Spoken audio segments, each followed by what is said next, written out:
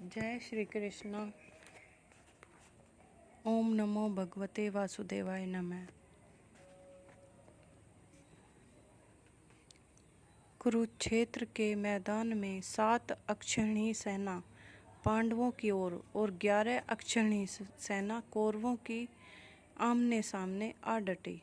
महाराज धृतराष्ट्र ने संजय से पूछा, हे संजय, कुरुक्षेत्र की युद्ध भूमि में कौरवों और पांडवों की क्या स्थिति है, मुझे विस्तार से बताओ।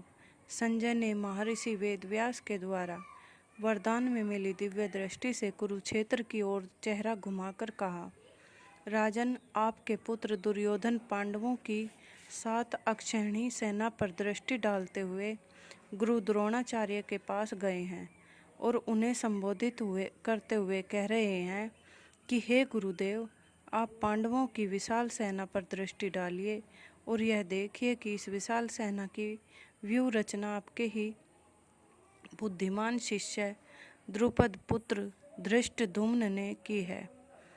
उसके साथ साथ पांडु सेना भी बड़े बड़े वीर योद्धा हैं। पांडु सेना में भी बड़े बड़े वीर योद्धा हैं। हे आचार्य, मैं आपको इस सेना में उपस्थित हर योद्धा के विषय में बता देना उचित समझता हूँ। सर्वप्रथम तो कुशल धनुर्धर और शूरवीर अर्जुन है। उसके अलावा युद्ध की हर कला में पारंगत और बलशाली भीम, राजा युयुधान, महारथी राजा द्रुपद, राजा विराट, चेकितान, महापराक्रमी धृष्टकेतु, महाबलशाली काशी नरेश, कुंती भोज, पुरुजित, विक्रांत, नरश्रेष्ठ, शैव्य, युधामन्यु, महावीर, उत्तम मौजा, द्रौपदी के 5 पुत्र तथा अभिमन्यु आदि सब युद्ध के लिए तैयार हैं। यह सभी एक से बढ़कर एक महारथी और युद्ध कला में प्रवीण हैं। हे गुरुवर, हमारी सेना में आपके अलावा भीष्म पितामह हैं। मेरे लिए अपने प्राण न्योछावर कर देने वाला मेरा परम प्रिय मित्र कर्ण है। युद्ध विजेता कृपाचार्य और महाबलशाली अश्वत्थामा, जो तरह तरह के अस्त्र शस्त्र धारण किए हुए हैं, विकर्ण और सोमदत्त के पुत्र भूरिश्रवा के साथ साथ और भी महाबली योद्धा हैं, जो मेरे लिए अपने प्राण न्योछावर करने को तैयार हैं। संख्या में हमारी सेना 4 अक्षौहिणी अधिक है। हमारी सेना के रक्षक व सेना नायक भीष्म पितामह हैं और पांडवों की सेना का नायक भीम है। इसलिए आप सब अपने अपने मोर्चे पर डटे रहें और भीष्म पितामह की रक्षा करें।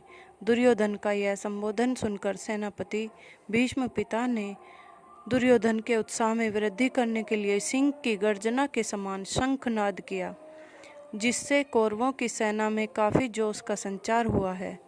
उसके पश्चात अन्य वाद्य यंत्र, मृदंग, ढोल, रणसिंगा आदि बजने लगे हैं, जिससे वातावरण में भय उत्पन्न होने लगा है। संजय बोला, हे राजन, अब मैं पांडु सेना का वर्णन करता हूँ। भीष्म पितामह के शंखनाद के जवाब में भगवान श्री कृष्ण और अर्जुन ने भी अपने अपने शंखों से शंखनाद किया। इसी प्रकार भीम ने पौंड्र, युधिष्ठिर ने अनंत विजय तथा नकुल और सहदेव ने घोष व मणिपुष्पक नामक शंखों से शंखनाद किया। जिस रथ पर भगवान श्री कृष्ण विराजमान हैं, वह रत्न जड़ित एवं स्वर्ण निर्मित है। जब उस रथ के पहिए घूमते हैं तो उनके चलने से मेघों की गर्जन के समान ध्वनि उत्पन्न होती है। रथ के घोड़े रुई के समान सफ़ेद हैं। घोड़ों के मुख अति सुंदर हैं। ऐसे सुंदर घोड़ों के रथ पर सारथी के रूप में भगवान श्री कृष्ण विराजमान हैं तथा योद्धा के स्थान पर श्री कृष्ण भक्त अर्जुन है। हे राजन, जब पांडवों की ओर से शंखनाद हुआ तो दुर्योधन, भीष्म तथा अन्य योद्धाओं का हृदय छलनी हो गया। तब अर्जुन ने कौरवों की सेना को देखकर सिर ऊपर उठाया और भगवान श्री कृष्ण से कहा कि हे देव की नंदन, आप मेरा रथ दोनों सेनाओं के मध्य में ले जाकर खड़ा कर दें। मैं यह देखना चाहता हूँ कि अपने प्राणों का मोह छोड़कर हमसे कौन कौन योद्धा युद्ध करने आया है। अपने बुद्धिहीन भ्राता दुर्योधन का हित चाहने वाले जो महाबली इस युद्ध भूमि में आए हैं, एक बार मैं उन्हें देखना चाहता हूँ। कुछ पल खामोश रहने के बाद संजय ने कहा, हे हस्तिनापुर नरेश, अर्जुन के ऐसे वचन सुनकर भगवान श्री कृष्ण ने रथ दोनों सेनाओं के बीच ले जाकर खड़ा कर दिया और अर्जुन से कहा कि हे पार्थ, यहाँ पर एकत्रित कौरवों और उनके बलशाली योद्धाओं को भली भांति देख। अर्जुन ने कौरवों की सेना में बहुत से योद्धा देखे। उनमें से भीष्म पितामह, गुरु द्रोणाचार्य, कृपाचार्य, ससुर, पुत्र पौत्र और अपने अनन्य मित्रों को उस सेना में देखकर उसका दिल करुणा से भर गया। वह दुखी मन से भगवान श्री कृष्ण से बोला, हे पृथ्वीनाथ, युद्ध के लिए आए अपने सगे संबंधियों को देखकर मेरा दिल शोक में डूबा जा रहा है। मेरे अंग शिथिल पड़ते जा रहे हैं, जीवा सूख रही है, मेरे शरीर का रोम रोम कांप रहा है, मेरे शरीर में ज्वाला सी धधक रही है, मेरा धनुष बाण मेरे हाथ से छूट रहा है और मेरी टांगें मेरे जिस्म का बोझ उठाने में सक्षम नहीं रह गई हैं। हे केशव, एक भी शकुन मुझे ठीक नहीं लग रहा, सब अपशकुन लग रहे हैं। इस युद्ध भूमि में मेरे सब अपने हैं, मेरे भाई हैं। भाई बांधवों का वध करके मैं कैसे अपने कल्याण की आशा रखूं? हे पृथ्वी वल्लभ, मैं अपने आत्मीय जनों का वध करके विजय नहीं चाहता। मुझे न राज्य चाहिए और न ही सुख। ऐसे राज्य सुख भोग का क्या लाभ जहाँ गुरु, चाचा, ताऊ, दादा, ससुर, माता, पुत्र, पौत्र एवं अन्य सगे संबंधी युद्ध भूमि में योद्धा बनाकर खड़े हों।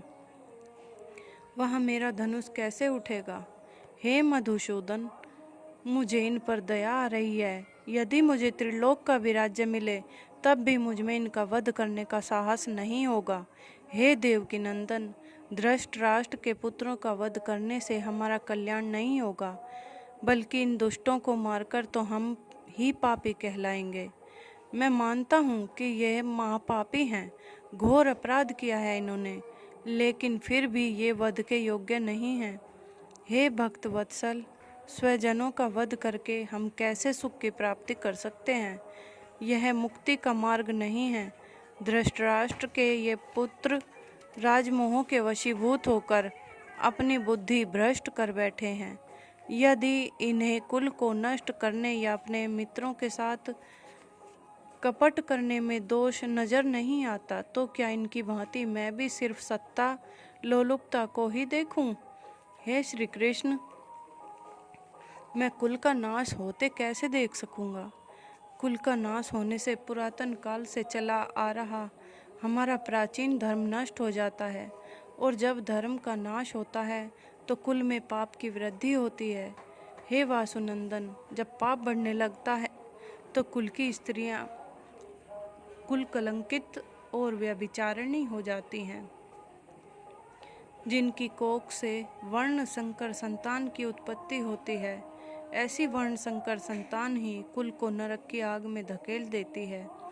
श्राद्ध, तर्पण आदि तथा मोक्ष के रास्ते लोप हो जाते हैं, जिससे पितर उत्तम लोकों से गिरकर दुर्गति को प्राप्त होते हैं।